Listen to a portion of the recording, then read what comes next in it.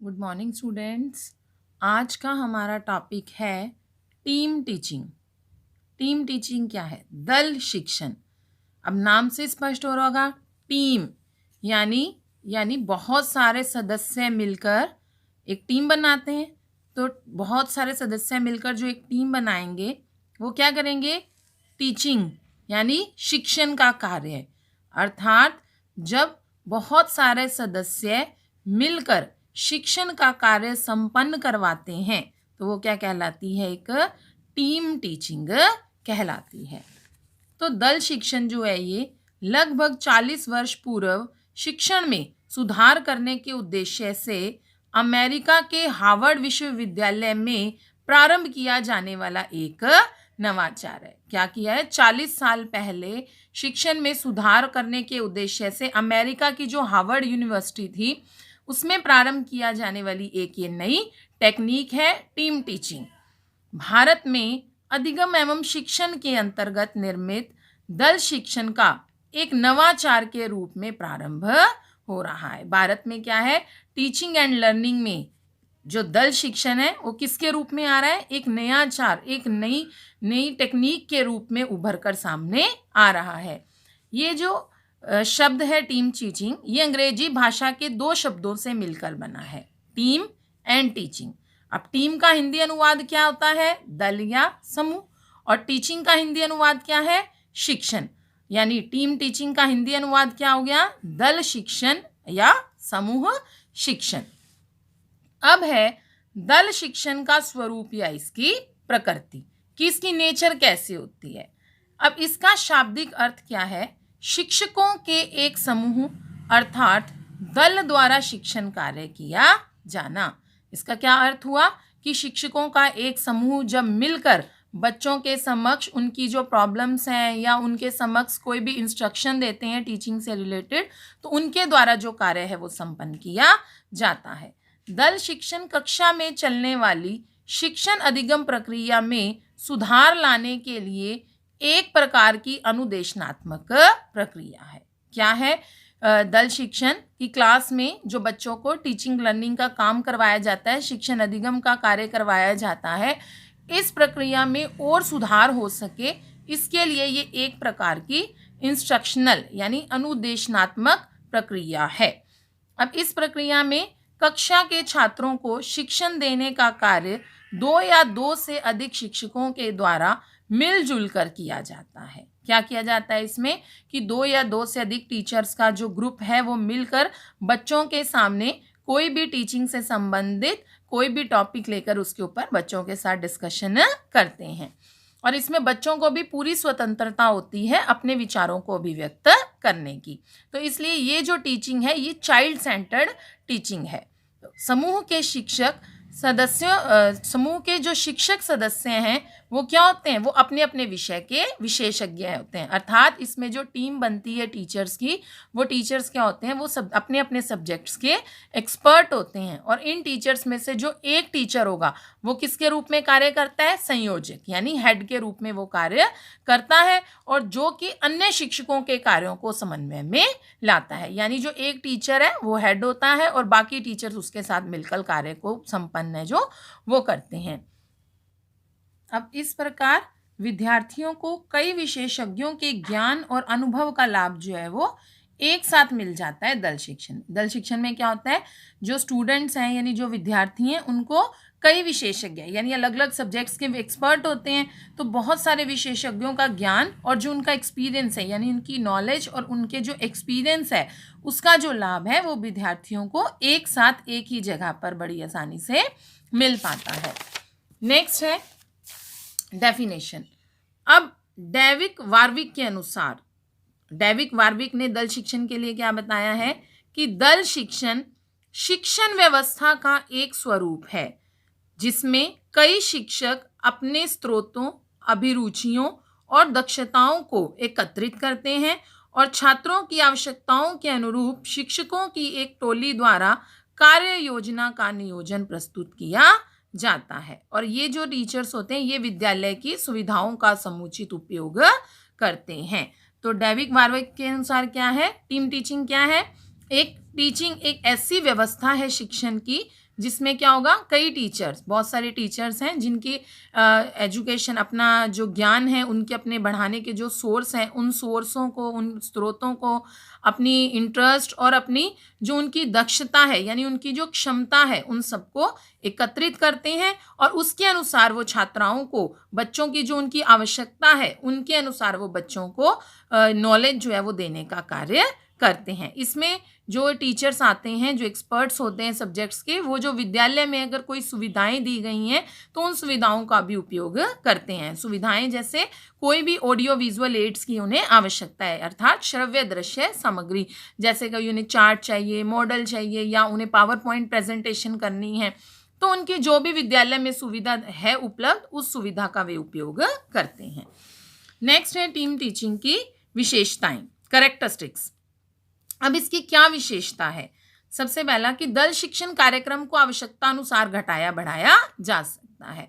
अब ये जो कार्यक्रम है इसे बच्चों की आवश्यकताओं के अनुसार घटा भी सकते हैं और इस कार्यक्रम को उनकी आवश्यकता के अनुसार बढ़ा भी सकते हैं। दूसरा, इसमें समय, छात्र व शिक्षक की संख्या की कोई सीमा नहीं होती। इसके लिए कोई टाइम लिमिट नहीं है, ना ही कोई टीचर और स्टूडेंट का जो पार्टिसिपेशन है उसके लिए भी कोई लिमिटेशन होती है। इसमें अपनी कितने भी स्टूडेंट और कितने भी शिक्षक जो हैं वो इसमें भाग ले सकते हैं। नेक्स्ट, इसमें शिक्षक अपनी पाठ्य वस्तु को बड़ी सफलता के साथ छात्रों के समक्ष प्रस्तुत कर सकते हैं, क्योंकि अलग अलग, मैंने पहले भी बात की, अलग अलग सब्जेक्ट्स के टीचर्स आते हैं, एक्सपर्ट्स आते हैं, तो वो अपनी अपनी जो नॉलेज है, जो पाठ्य वस्तु है, उसे बच्चों के समक्ष बड़ी आसानी से प्रस्तुत कर सकते हैं। नेक्स्ट, इसमें टीचर जो है वो अपनी योग्यता यानी अपनी जो एबिलिटी है उसके अंदर वो और समय का उपयोग होता है कि शिक्षकों की जो योग्यता है, उनके पास जो नॉलेज है और जो समय है, दोनों का ही, क्योंकि कम समय में वो बच्चों को ज़्यादा ज्ञान दे पाते हैं, तो इसलिए समय का भी इसमें सदुपयोग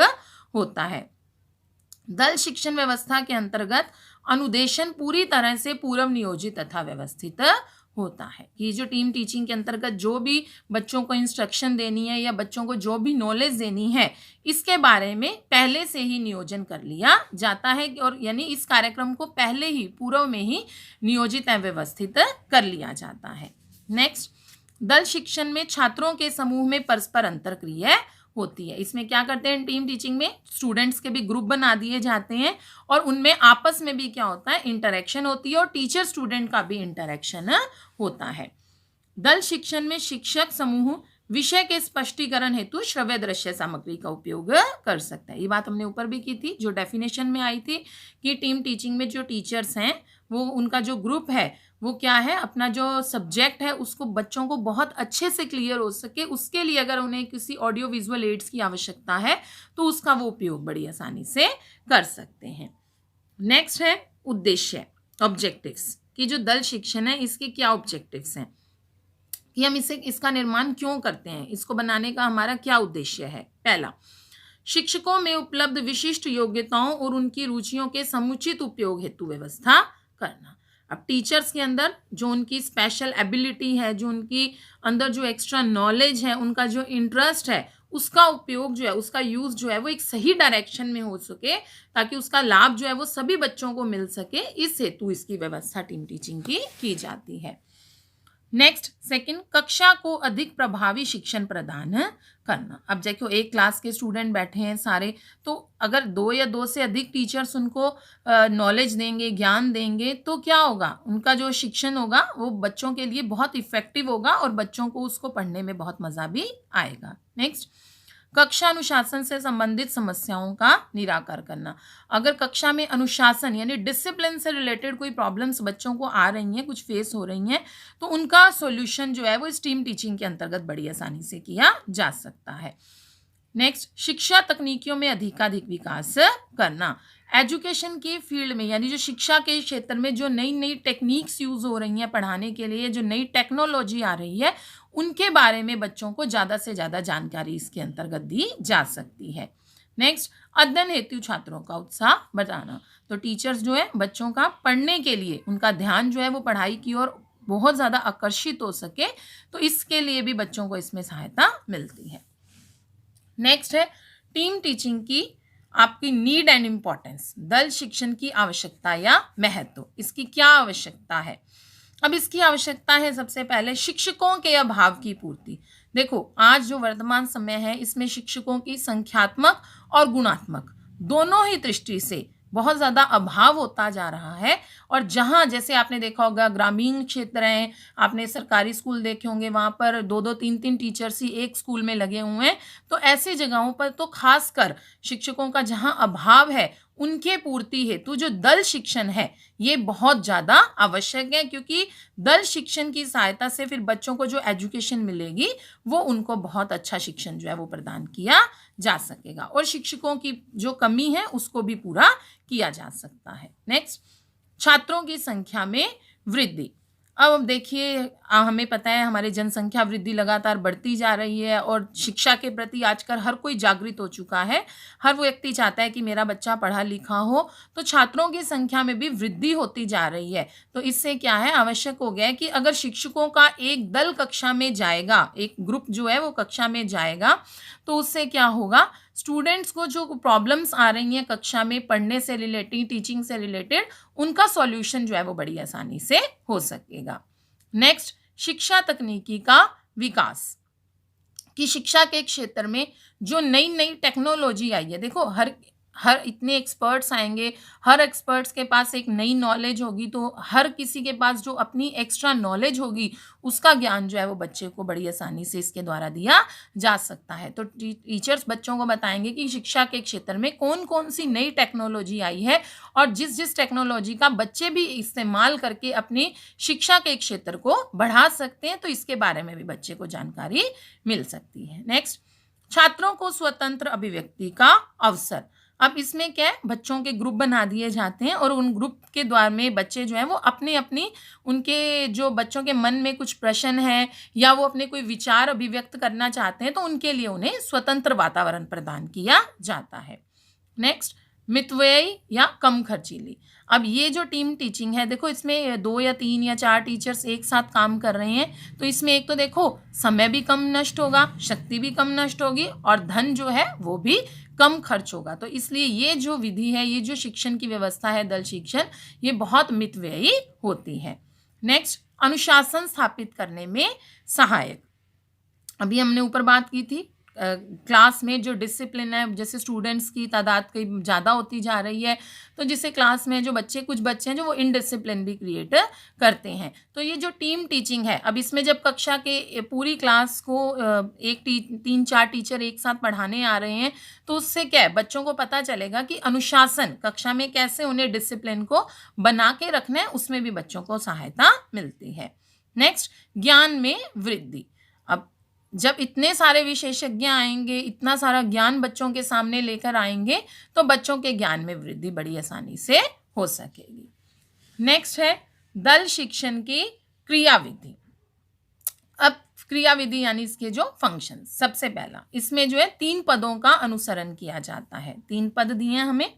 पहला है प्रथम सोपान। प्रथम सोपान में क्या किया जाता है, दल शिक्षण की योजना तैयार करना, कि टीम टीचिंग जो है हमने कहाँ संपन्न करवानी है, कैसे करवानी है, पूरी इसके लिए प्लानिंग की जाती है। दूसरा, द्वितीय सोपान, दल शिक्षण की व्यवस्था करना, किसकी ऑर्गेनाइजेशन कैसे करना है, हमको किन किन लोगों को बुलाना है, क्या करना है, उसकी व्यवस्था कैसे करनी है। तीसरा, तृतीय सोपान क्या है कि इसकी जो टीम टीचिंग के जो परिणाम आएंगे उनका मूल्यांकन जो है वो किस प्रकार करना है। अब इसको विस्तार से पढ़ते हैं। सबसे पहला है प्रथम सोपान। इसके अंतर्गत दल शिक्षण के उद्देश्यों को निर्धारित किया जाता है। क्या किया जाता है, प्लानिंग। किसकी प्लानिंग की जाती है कि जो हम टीम टीचिंग करवाने जा रहे हैं उसके पीछे हमारा क्या उद्देश्य है, उनको निर्धारित किया जाता है। जैसे छात्रों के प्रारंभिक व्यवहार की पहचान करना। सबसे पहले बच्चों के जो व्यवहार है प्रारंभिक, उसके बारे में पहचान की जाती है कि बच्चे को किस प्रकार की नॉलेज देनी है, उनका व्यवहार क्या है शिक्षण अधिगम प्रक्रिया के प्रति। दूसरा, शिक्षण के प्रकरण संबंध में निर्णय लेना। अब टीचर जो है वो निर्णय लेंगे कि उनको टीचिंग के संबंध में कौन सा टॉपिक है जिसके ऊपर बच्चों को शिक्षण का कार्य संपन्न करवाना है। प्रकरण यानी टॉपिक डिसाइड किया जाएगा। नेक्स्ट, शिक्षण के लिए एक संभावित रूपरेखा तैयार करना, एक रूपरेखा तैयार करनी है कि उसके लिए जो हमें कार्य संपन्न करवाना है वो किस प्रकार करवाना है। नेक्स्ट, शिक्षकों की रुचियों एवं कौशलों को ध्यान में रखकर उन्हें कार्य सौंपना, कि जो जो टीचर्स हैं उनका किस किस क्षेत्र में रुचि है, क्या क्या उनके अंदर कौशल है, उसको ध्यान में रखते हुए उन्हें कार्य को प्रदान करना है। नेक्स्ट है द्वितीय सोपान, यानी जिसमें हमने बात की थी व्यवस्था करना, ऑर्गेनाइजेशन। अब इसमें और क्या है, छात्रों से प्रश्न किए जाते हैं और उनकी भूमिका के अनुसार अनुदेशन का स्तरीकरण किया जाता है, कि जिसमें टीम टीचिंग के जो मेंबर होते हैं वो क्या करते हैं, स्टूडेंट से कुछ प्रश्न पूछते हैं और उन प्रश्नों के अनुसार उन्हें पता चलता है कि बच्चों के सीखने का स्तर क्या है। जो बच्चों ने उन प्रश्नों के उत्तर दिए हैं उनके आधार पर उन्हें बच्चों का स्तर पता चलता है कि उन्हें कहाँ और ज़्यादा ज्ञान देने की आवश्यकता है, किस प्रकार किस प्रकार का ज्ञान जो है बच्चों को प्रदान करने की आवश्यकता है। दूसरा, छात्रों की भाषा की बोधगम्यता का ध्यान रखते हुए समुचित संप्रेषण की प्रविधि का चयन किया जाता है, कि ऐसी भाषा, इस बात का ध्यान रखा जाता है कि कौन सी ऐसी भाषा है, कौन सी भाषा को बच्चे जो है आसानी से समझ सकेंगे, उसको ध्यान में रखते हुए जो विधि है उसका चयन किया जाता है, कि बच्चों के लिए कौन सी प्रविधि का यूज़ किया जाए और जिसकी भाषा जो है वो सरल हो और बच्चों को आसानी से समझ में आ सके, उसका चयन किया जाता है। नेक्स्ट, योग्य शिक्षक द्वारा नेतृत्व प्रवचन का प्रस्तुतिकरण किया जाता है। जो एबल टीचर होते हैं, जो योग्य है, जिनको जो टॉपिक आज प्रदान करना है बच्चों को, जिनको उसके बारे में बहुत नॉलेज है, उनके द्वारा प्रेजेंटेशन स्टार्ट की जाती है, यानी प्रस्तुतिकरण किया जाता है। शिक्षक द्वारा नेतृत्व प्रवचन के बाद छात्रों को प्रोत्साहित किया जाता है। टीचर जब वह स्टूडेंट को जो भी टॉपिक है, जो भी बच्चों के साथ नॉलेज बच्चों के साथ डिस्कशन करनी थी, उसके बाद वो छात्रों को क्या करता है, प्रोत्साहित करता है, उन्हें मोटिवेट करता है कि वो अपनी आवश्यकता के अनुसार, और अगर उन्हें कोई प्रॉब्लम है, कोई क्वेरी है या कुछ और जानने की इच्छा है तो वो उनके साथ डिस्कशन कर सकें।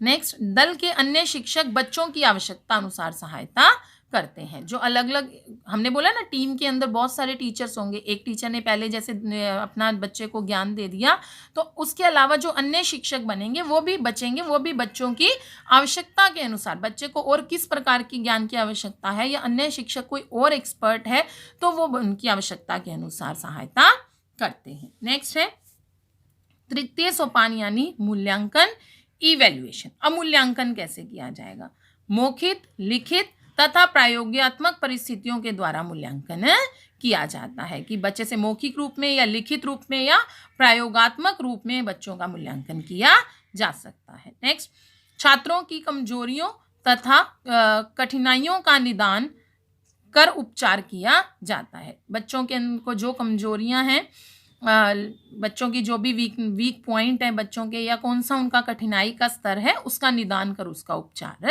किया जाता है, कि कारण जाना जाता है कि शिक्षण अधिगम की किन परिस्थितियों में बच्चों को समस्याएं आ रही हैं, उन समस्याओं का उपचार किया जाता है कारण जानकर।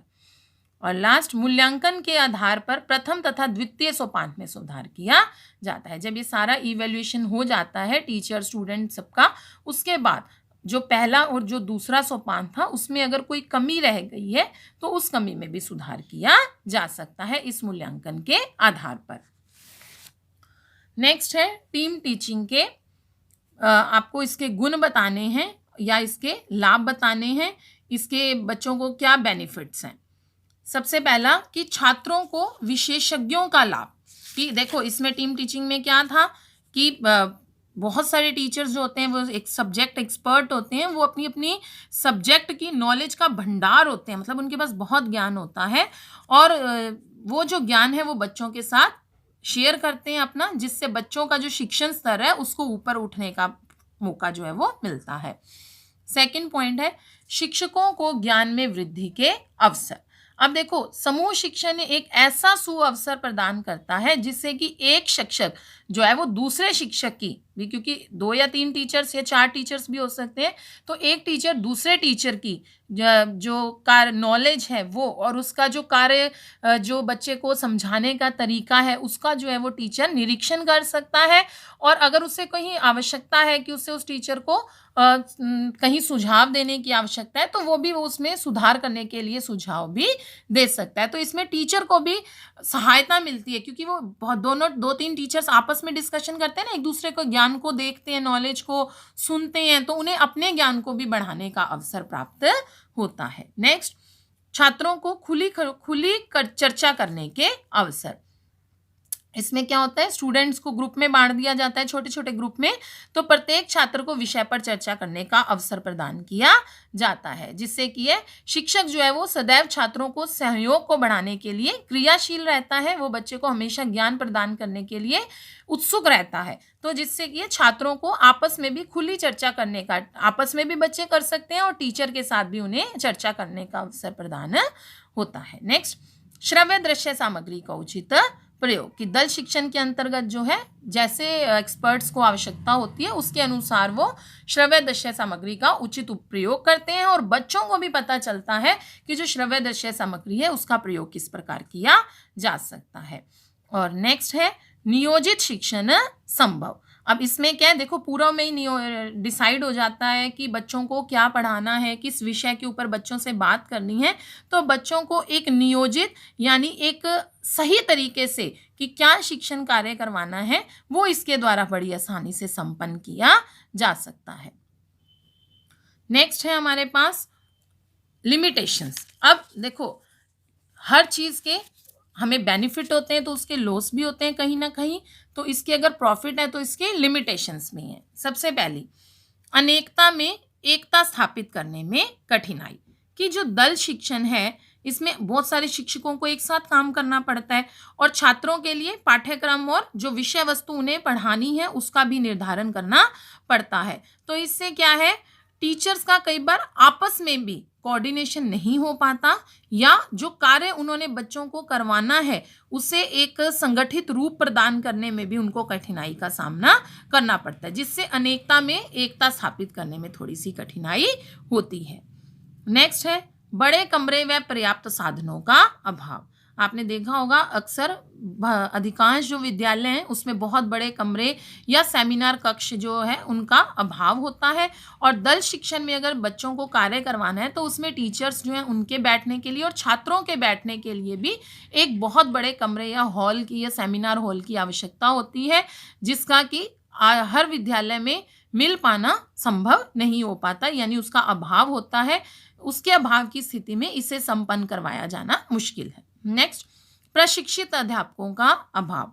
अब टीचर्स जो हैं बहुत ट्रेंड चाहिए इसके लिए, तो विशिष्ट अध्यापकों की आवश्यकता है, जिनका कि आप देख ही रहे हैं आजकल गवर्नमेंट स्कूल जो विद्यालय हैं उनमें जो प्रशिक्षित अध्यापक हैं उनका अभाव पाया जाता है। तो सामान्यतः विद्यालयों में से एक विषय को पढ़ाने के लिए एक अध्यापक को नियुक्त किया जाता है, जबकि दल शिक्षण जो है उसमें विद्यालयों में ही संभव है, जहाँ एक, आपने देखा होगा दल शिक्षण में ऐसे विद्यालयों में ही संभव है जहाँ एक विषय के 2 या 2 से ज़्यादा अध्यापक हो, यानी बहुत एक ही सब्जेक्ट के 2 या 3 एक्सपर्ट टीचर होने चाहिए। नेक्स्ट, शिक्षकों की स्वतंत्रता पर अंकुश। अब इसमें क्या है, उनकी टीचर्स जो है उन्हें बाउंड कर दिया जाता है कि आपको बच्चे को यही ज्ञान प्रदान करना है। अब शिक्षक इसमें स्वतंत्र नहीं होता कि वो अपने अनुसार बच्चों को उनको ज्ञान जो है वो प्रदान कर सके, मतलब वो बाउंड हो जाता है कार्य करने के लिए, क्योंकि उसे अन्य सदस्यों के साथ भी मिलकर कार्य को संपन्न करना होता है। और लास्ट, अधिक खर्चीली होना। अब यह जो विधि है ये अधिक खर्चीली है, क्योंकि दल शिक्षण में कई शिक्षकों को एक साथ छात्रों के एक समूह को एक विषय पढ़ाने की प्रक्रिया में लगे रहते हैं, जिससे कि दल शिक्षण जो है वो परंपरागत रूप से ज़्यादा खर्चीला माना जाता है, क्योंकि बहुत सारे टीचर्स एक साथ आएंगे और वो भी एक विषय को पढ़ाने के लिए, तो उनको खर्चा भी लगता है उस कार्य को संपन्न करवाने के लिए, प्रोग्राम को संपन्न करवाने के लिए। तो इसलिए यह विधि जो है वो परंपरागत रूप से अत्यधिक खर्चीली है। Thank you.